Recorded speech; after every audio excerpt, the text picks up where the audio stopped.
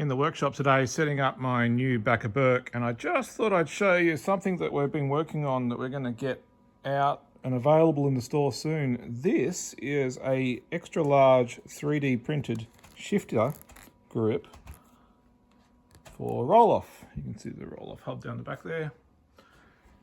So this gives you, I guess, a full grip as well as like a rest for your hand.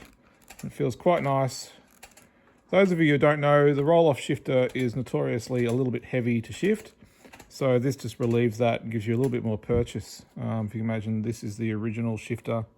So now it takes up the whole grip instead of just the bottom bit.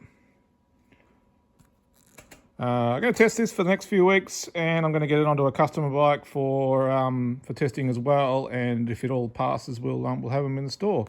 This is like a flexible TPU with a ABS center, so super durable. Hopefully, 3D printing's really coming along. So lots of exciting projects like this to help people in the works.